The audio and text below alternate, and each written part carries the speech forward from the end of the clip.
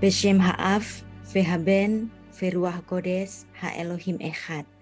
Di dalam nama Bapa dan Putra dan Roh Kudus, Allah yang Esa. Amin. Kejadian 4 ayat 7 menuliskan, dosa mengintip di depan pintu. Ia sangat menggoda engkau, tapi engkau harus berkuasa atasnya. Lapetach hada'at rovetz, ve'elecha teshukato, ve'ata tim shalbo. Apa sih artinya menggoda? Bahasa Ibraninya teshuka, desire. Menggoda artinya membuat kamu ingin. Lantas bagaimana kalau ingin? Kejadian 4 ayat 7 ini mengatakan engkau harus berkuasa atasnya. Ve'ata timshal bo. Bahasan kita pagi ini masih berkaitan dengan Selasa pagi yang lalu, yaitu Mazmur 23 yang sudah kita belajari bersama. Jika Tuhan adalah gembalaku, aku tak perlu ingin.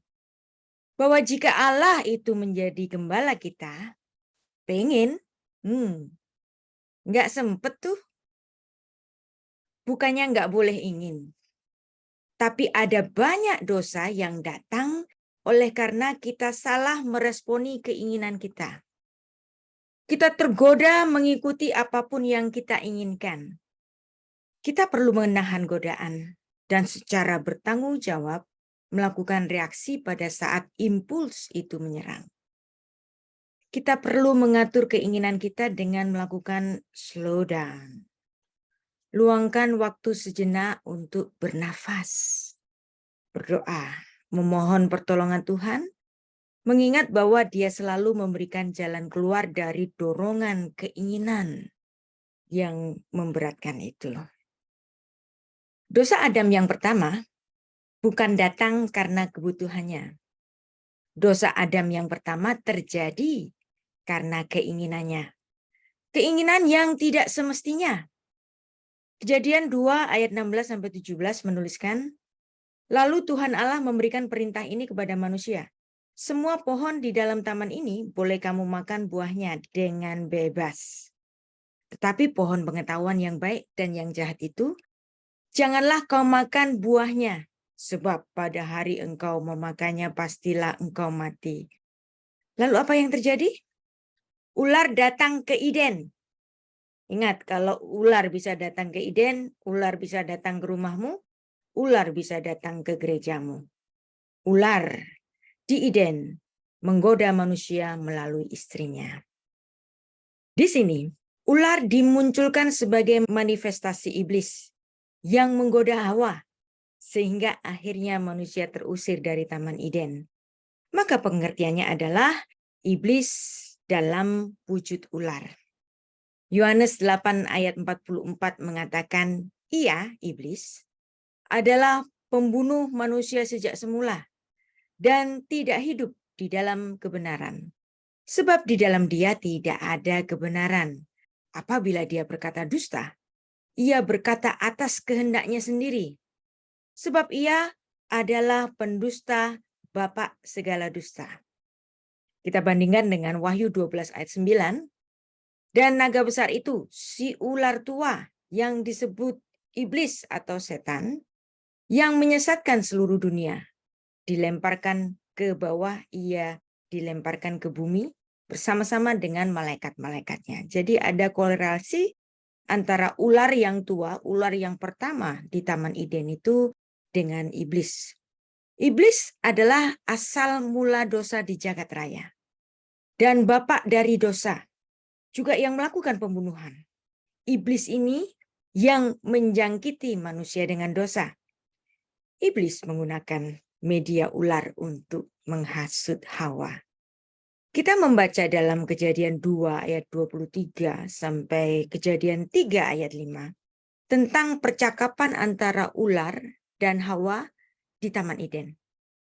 Lalu serangkaian interaksi percakapan dengan ular itu, Hawa melanggar perintah satu-satunya yang diberikan Tuhan kepada umat manusia yang baru itu. Namun, semua ini bukan salah Hawa semata. Semuanya ini terjadi karena keheningan Adam yang tidak meneruskan informasi secara benar atas perintah Allah bahwa tetapi pohon pengetahuan yang baik dan yang jahat itu jangan kau makan buahnya. Sebab pada hari engkau memakannya pastilah engkau mati. Adam telah membicarakan perintah ini dengan istrinya. Oleh karenanya, perempuan itu memberikan komentar terhadap pembicaraannya dengan si ular. Namun kemudian sayangnya Hawa menjadi percaya pada perkataan ular.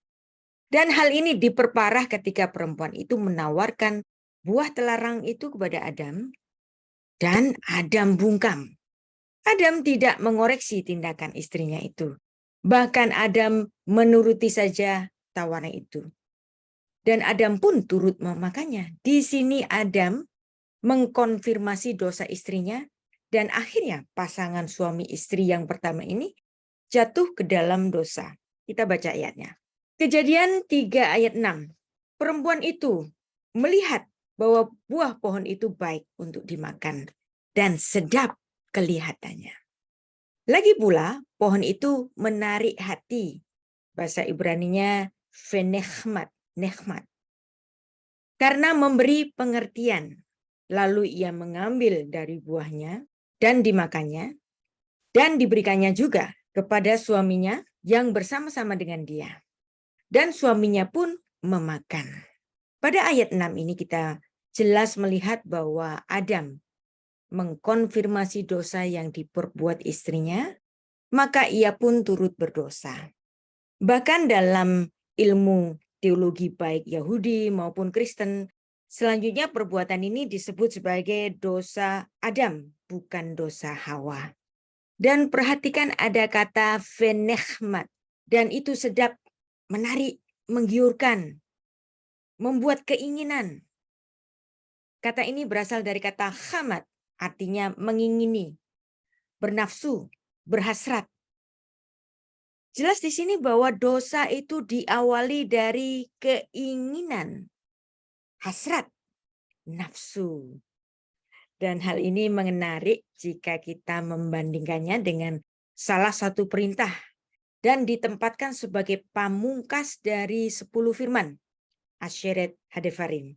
Jangan mengingini sebagai firman ke-10. Nanti Anda baca secara lengkap Keluaran 20. Dan khususnya kita akan membaca Keluaran 20 ayat 17. Menuliskan demikian. Jangan mengingini rumah sesamamu. Jangan mengingini istrinya atau hambanya laki-laki atau hambanya perempuan atau lembunya atau keledainya atau apapun yang dipunyai sesamamu. Lo tahmot beit re'echa. Jangan mengingini. Jangan tergiur rumah tetanggamu. Lo tahmot eshet re'echa. Jangan tergiur. Jangan mengingini istri tetanggamu. Fe avdo, fe amato, fe syoro, fe khamaro, fe kol asher lere'echa. Jangan mengingini apapun, atau lembunya, atau keledainya, atau apapun yang dipunyai sesamamu. Alkitab mencatat bahwa Adamlah yang tidak taat kepada Allah. Adam dan istrinya yang telah dibentuk dari tulang rusuknya itu atau dari bagian dari dirinya, memakan buah dari pohon itu. Hawa yang lebih dulu memakan buah itu, setelah itu ia memberikan kepada suaminya. Dan suaminya itu tidak mengoreksinya. Kenapa? Karena ada rasa ingin. Dan peristiwa itulah yang menyebabkan masuknya dosa ke dalam dunia. Akibatnya semua manusia turunan Adam menjadi memiliki tabiat dosa. Roma 3 ayat 23. Penyebutan dosa Adam adalah karena kemandatarisan Adam.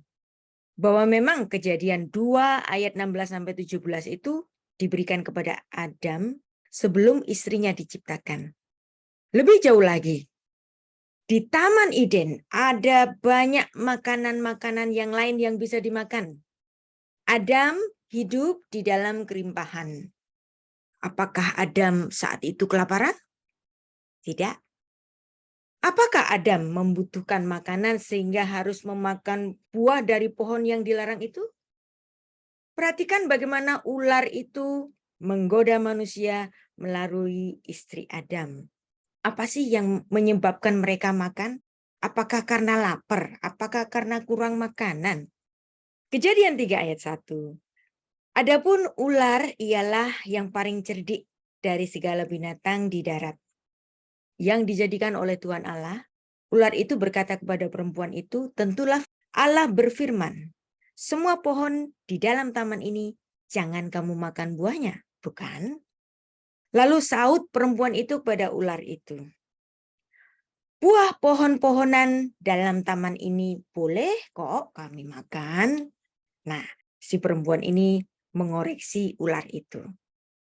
Kemudian dia menambahkan satu firman.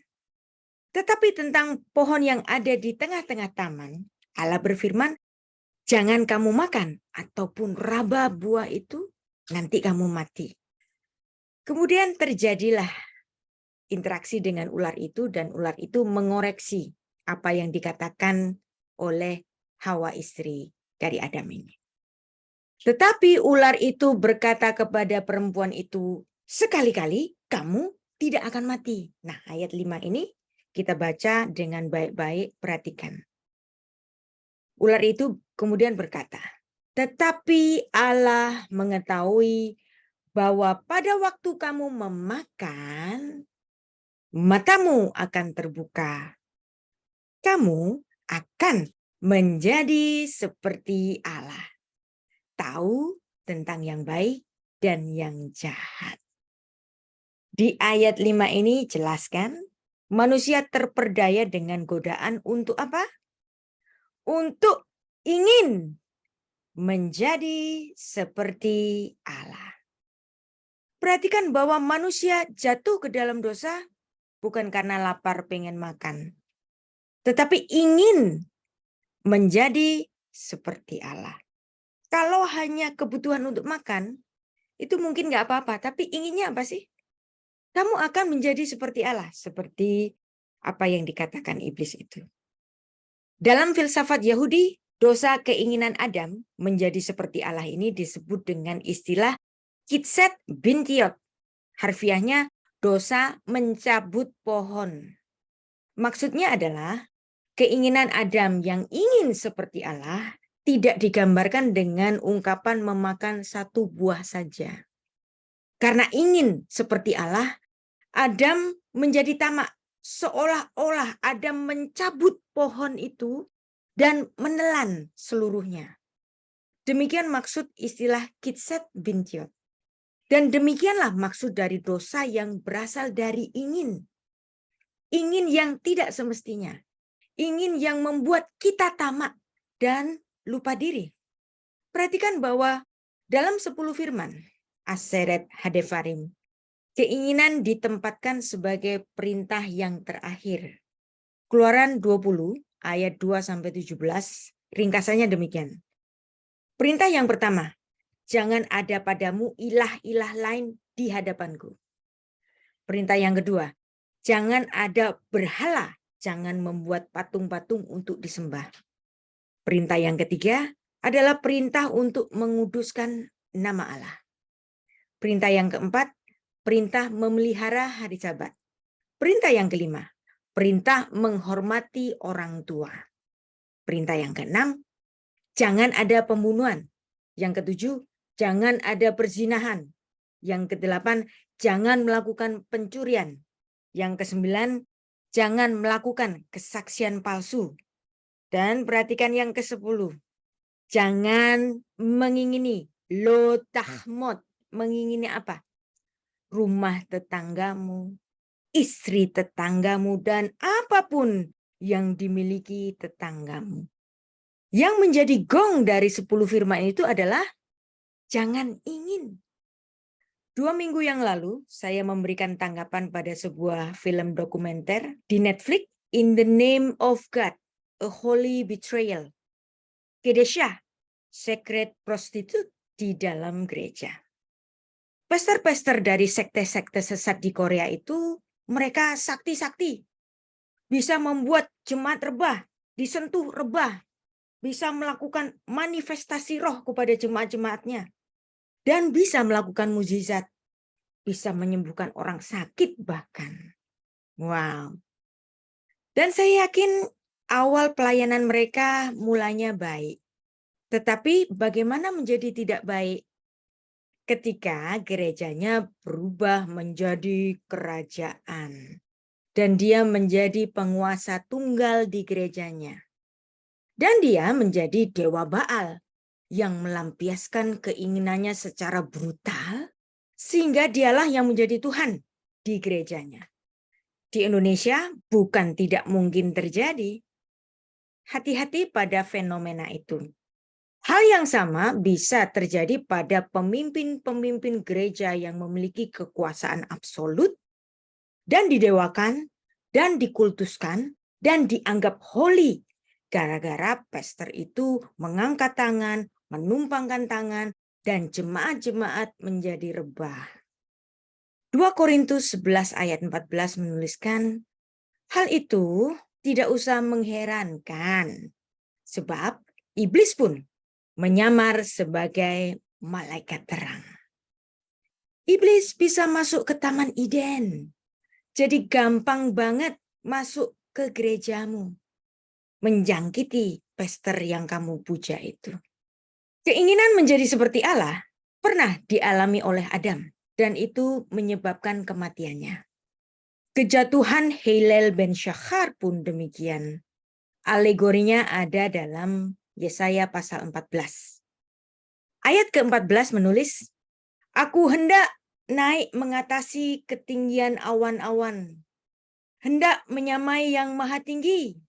Lalu kemudian, apa konsekuensi dari ciptaan yang ingin menyamai penciptanya?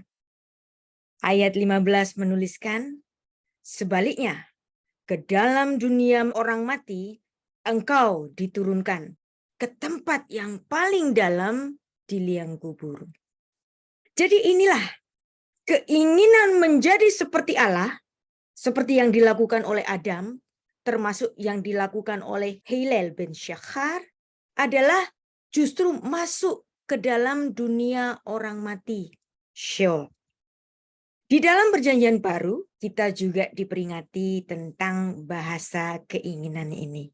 Yakobus 1 ayat 14 menuliskan, tetapi tiap-tiap orang dicobai oleh keinginannya sendiri, karena ia diseret dan dipikat olehnya.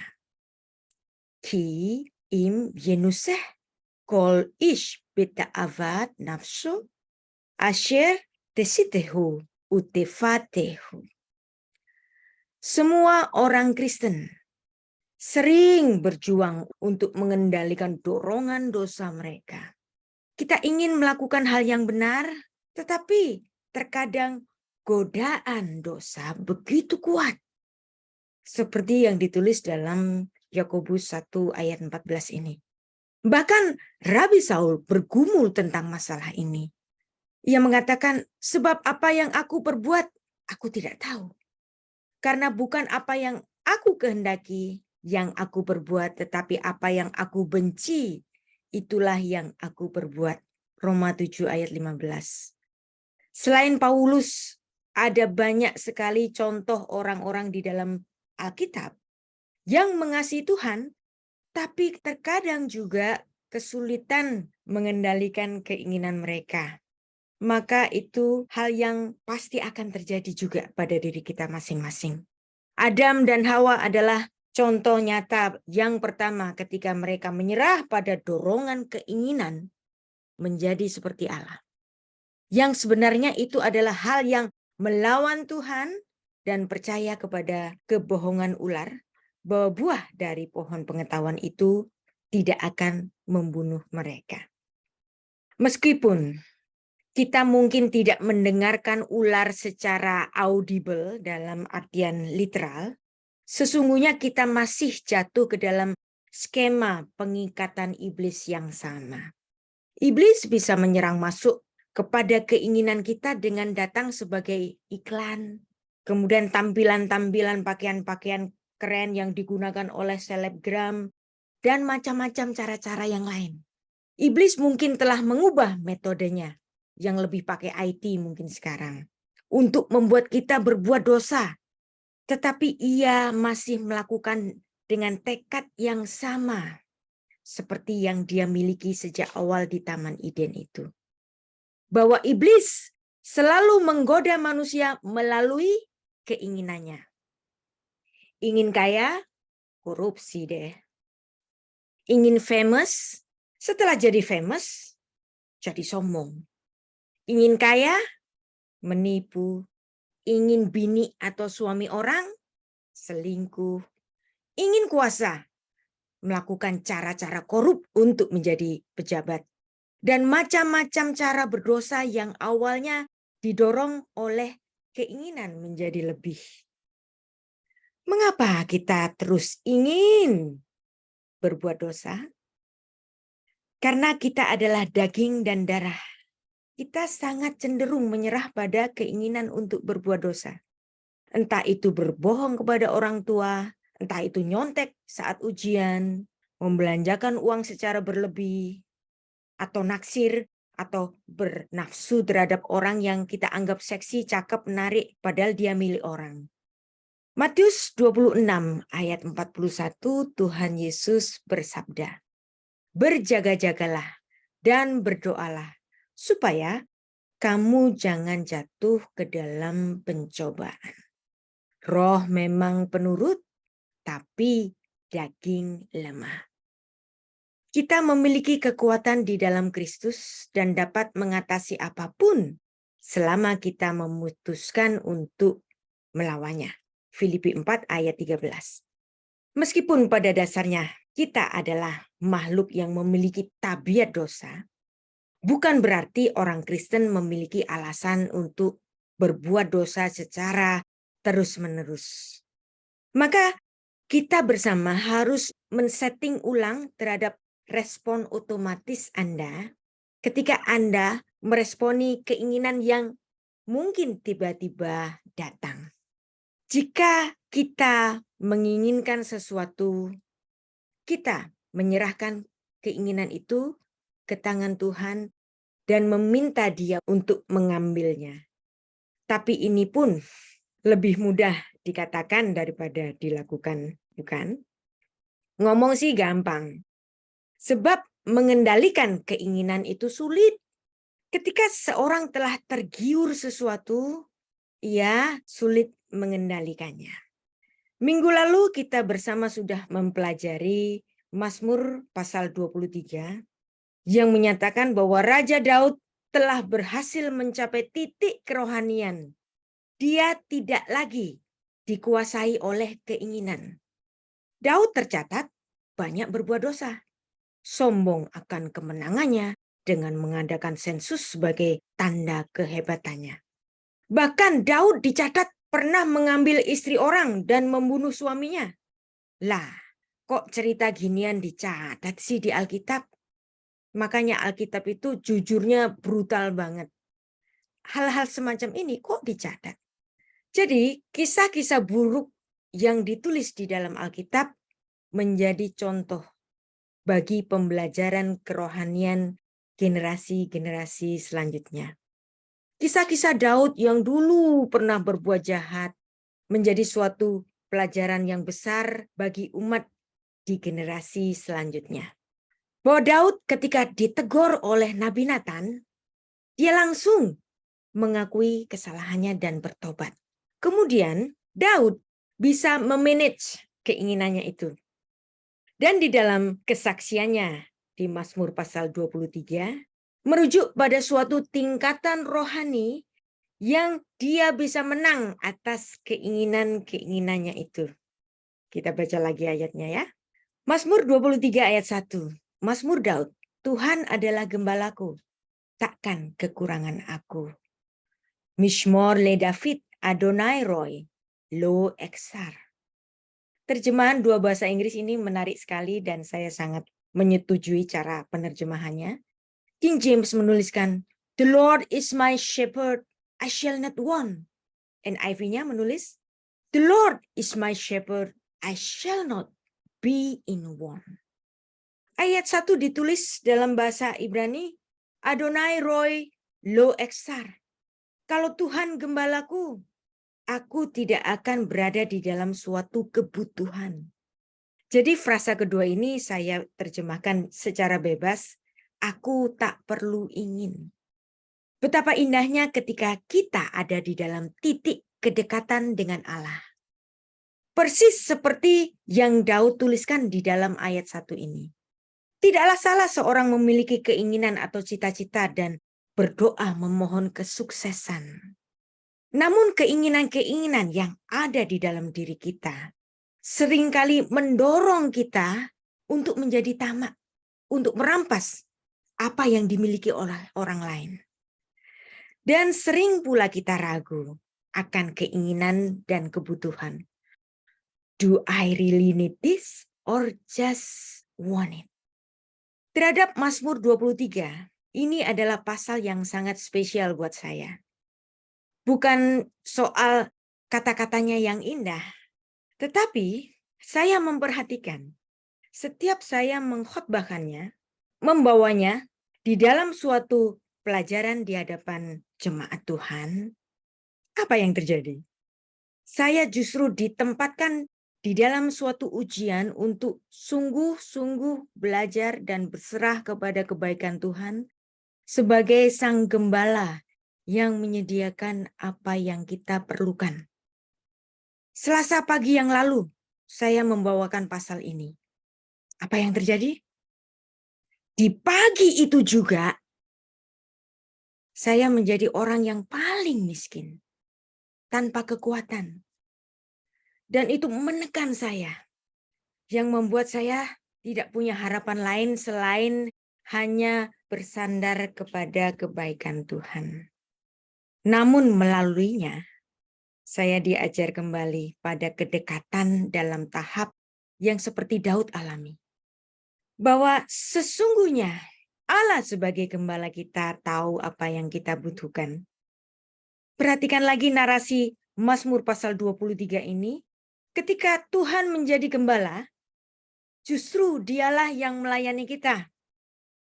Mazmur 23 ayat 2 selanjutnya menuliskan, Ia membaringkan aku di padang yang berumput hijau, Ia membimbing aku ke air yang tenang, Ia menyegarkan jiwaku, Ia menuntun aku di jalan yang benar, oleh karena namanya. Sekalipun aku berjalan di dalam lembah kekelaman, aku tidak takut bahaya. Sebab Engkau besertaku, gadamu dan tongkatmu, itulah yang menghibur aku. Engkau menyediakan hidangan bagiku di hadapan lawanku. Engkau mengurapi kepalaku dengan minyak, pialaku penuh berlimpah. Perhatikan, Mazmur 23 ayat 2-5 ini menuliskan kepada kita, memberikan kekuatan kepada kita bahwa Tuhan mengasihi kita lebih dulu. Tuhan melayani kita lebih dulu. Tuhan menekukkan lututnya lebih dulu. Anda yang merasa mengasihi Tuhan, merasa hidup saleh, lalu Anda memilih hidup untuk melayani Tuhan, tapi kebayang nggak sih? Justru selama ini kitalah yang dilayani oleh Tuhan. Di dalam keadaan saya yang miskin Selasa pagi yang lalu, saya kemudian menyadari ini dan menjadi tertawa. Dan kemudian saya hanya memasrahkan diri saya kepada kebaikan Tuhan. Perkataan Yevarechecha Adonai, the Lord bless you. Tuhan memberkatimu. Bahwa kata Yevarechecha itu berhubungan dengan kata berek, lutut. Yang ini divisualkan secara dramatis oleh Tuhan Yesus pada saat Ia akan melakukan perjamuan yang terakhir sebelum Dia melakukan sengsara salib. Tuhan kita, Allah yang inkarnasi, menekukkan lututnya. Kemudian Ia membasuh kaki murid-muridnya. Tuhan Yesus Sang Raja Semesta melayani pencucian kaki. Seperti yang ditulis dalam Yohanes pasal 13 ayat 4. Lalu bangunlah Yesus dan menanggalkan jubahnya. ia mengambil sehelai kain lenan dan mengikatkannya pada pinggangnya. Kemudian ia menuangkan air ke dalam sebuah basi dan ia membasuh kaki murid-muridnya. Lalu ia menyekanya dengan kain yang terikat pada pinggangnya itu. Yesus Allah yang inkarnasi. Allah yang adalah gembala, yang dikenal oleh Raja Daud di Perjanjian Lama. Dia memeragakan bahwa dia sungguh-sungguh Allah yang melayani umatnya. Bahwa dia sendiri menekukkan lututnya, membasuh kaki murid-muridnya. Dia melayani kita persis yang ditulis dalam Lukas 22 ayat 27. Tuhan Yesus berkata, "Tetapi aku berada di tengah-tengah kamu sebagai pelayan." Pelayan yang menekukkan lututnya. Allah yang maha mulia menekukkan lututnya bagi kamu. Tuhan Yesus gembala kita. Ia melayani kita lebih dahulu. Yohanes 10 ayat 11. Akulah gembala yang baik.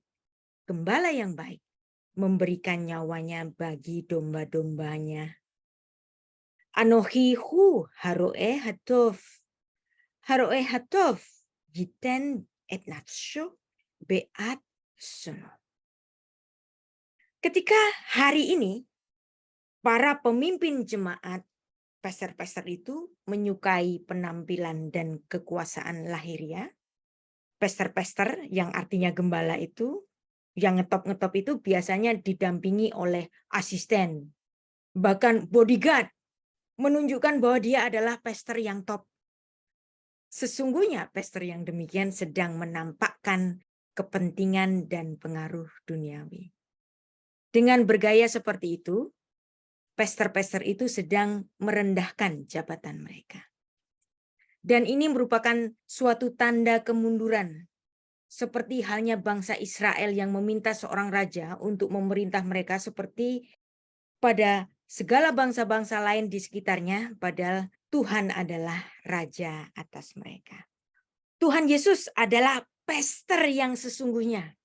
Di masa inkarnasinya, ia datang sebagai hamba yang melayani. Dia menekukkan lututnya, melayani domba-dombanya. Tanpa bodyguard, tanpa asisten. Kita perlu belajar untuk menjadi besar di dalam iman. Melihat teladan Kristus dalam kerendahan hatinya dan wataknya yang saleh, hikmat, penguasaan diri, kesabaran, dan kasih. Pada menjelang akhir pelayanannya di bumi, dia mengajarkan sesuatu yang besar, yang menjadi teladan dalam pelayanan dan gaya hidup para muridnya.